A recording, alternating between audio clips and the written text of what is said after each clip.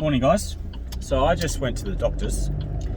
I took in that list of all the doctors that I had that have been coming out against these mandates and the efficacy and safety of these jabs. And I asked the doctor, are they safe and effective?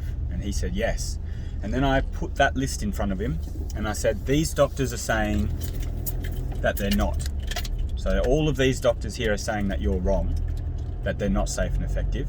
And then I put in front of him all the information about how many deaths there have been and that. And I said, now, are you going to be responsible if I take this? And if not you, and it hurts me, injures me, or harms me, are you going to take responsibility and look after my family? And he said, no. And I said, so who is? And he said, no one. I said, so how can you recommend to people that it's safe and effective when we've got these deaths, these injuries, and all of these doctors are saying otherwise? Like, where do you stand? Where do you stand in this, and where do you draw the line? And he said to me, he looked pretty serious. He looked like, it did take a second there, and he had to think about it. And at first he was quite standoffish, and he was a bit rude and a bit blunt, but it's safe and effective, you know.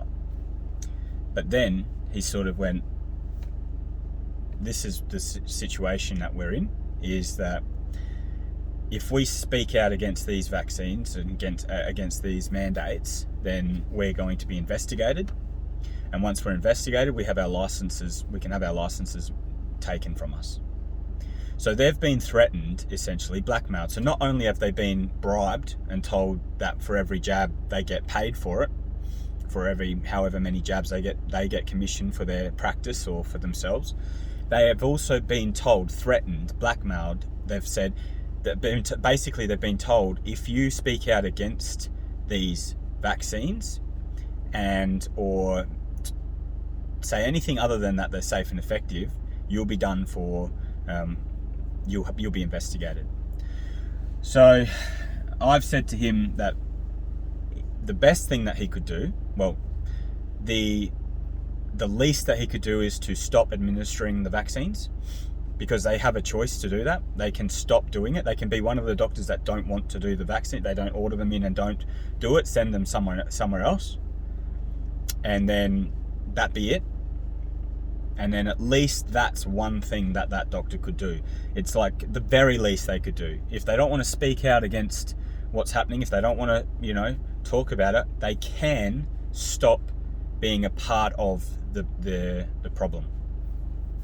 They're still a part of the problem in the sense that they're not, they're refusing to speak out against it, but at least it's better than them being one of the doctors that are giving it. So I've got a couple more doctors to visit and a couple more practices. I want to try Norwood Medical Centre, Blair Athol, and another one, and speak to as many doctors as I can about that. So it's bloody draining though, because every doctor's the same. They're really full on at the start, and then and some of them stay full on. But this one was alright, so that's why I shared this one with you, because it's probably the best result that I got. And so he's going to consider, I think, not taking part in these vaccinations now. So anyway, that's some news for you. Do with it what you will, but perhaps you could go and start doing the same thing as what I just did. Make an appointment, take in the information, take in the stats, take in the facts and the evidence, and then say, well, hold on a second, mate, but this is what I've seen, this is what I'm finding. Why are you saying it's safe and effective? And all these doctors here, I've got a list of like 100 doctors, nurses, and all sorts, are saying this, which is backing up this evidence, which is coming out from VAERS, which is coming out from the World Health Organization and all that. So why are you saying it's safe and effective when this is the case? All right, thanks guys.